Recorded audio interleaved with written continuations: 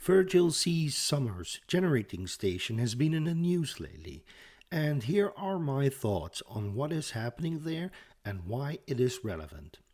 Earlier this year, Westinghouse, a great electric company with a long history, went bankrupt. Westinghouse is the company that developed the Advanced Pressurized 1000 reactor, or AP1000.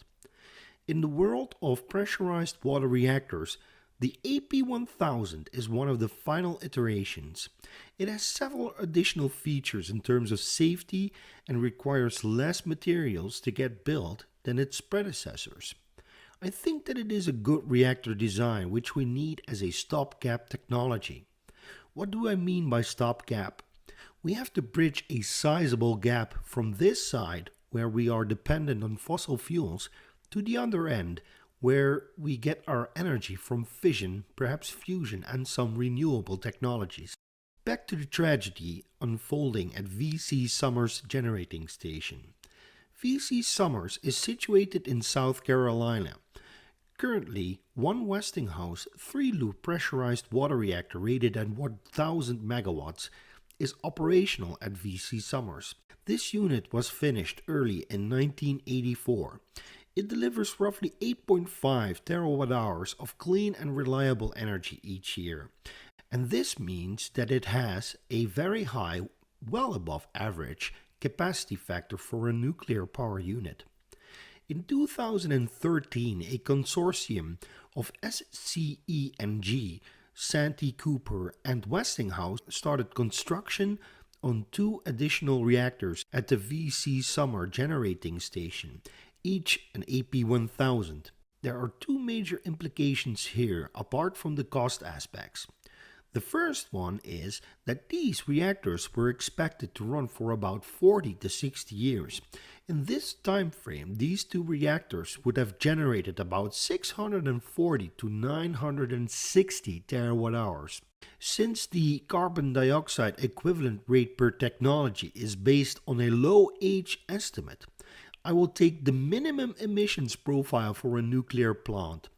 And do note that all emissions are from the construction of the plant and uranium mining. The IPCC estimates the minimum to be about 3.7 grams of CO2 equivalent per kilowatt hour. So that's 3.5 million tons of CO2 equivalent. Compare this to coal, which would emit a whopping 710 million tons of CO2 equivalent in the best possible scenario, and it would be 340 million tons of CO2 equivalent for gas, and again, the best possible scenario. So that's more than 100 times worse. And remember, the nuclear power plant doesn't emit any carbon dioxide during operation. Let's be reasonable. If VC Summer 2 and 3 won't get completed, and at this moment it looks like they won't, it will be a huge loss in the fight against climate change and against harmful emissions. And do note that even wind and solar are worse because they require offsets from natural gas. So either way, the termination of VC Summer Units 2 and 3 is a huge loss for carbon-free energy and a big win for natural gas and coal. The second implication is something I care deeply about, and that's having people doing meaningful things. This project employs thousands of people who have to build these plants and hundreds who have to do administrative jobs, and many thousands of people in the surrounding region which benefit from this initial activity. Think about suppliers, think about shops. The benefits of such a great project are manifold and sustained over multiple years. After VC Summer 2 and 3 would be completed, another 1,000 to 1,500 people would remain employed at the site in a plethora of cool, meaningful and well-paying jobs. A great benefit for the surrounding area, as there are now more than 1,000 people with good jobs able to contribute to the local economy. Apart from all that, the energy the plant would deliver reliably would help South Carolina's economy. It's quite simple. Already, billions of dollars have been invested in these new power plants. The aim is to maximize their operating age.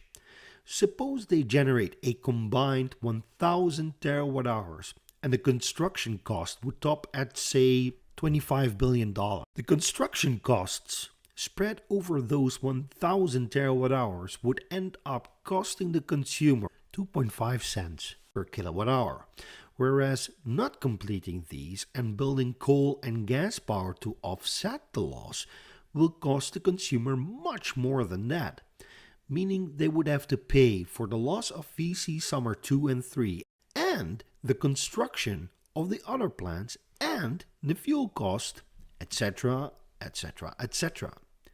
Additionally, having less high-paying jobs, having less jobs overall, and thus having only a very marginal benefit, contrasted against a much larger benefit of completing these reactors.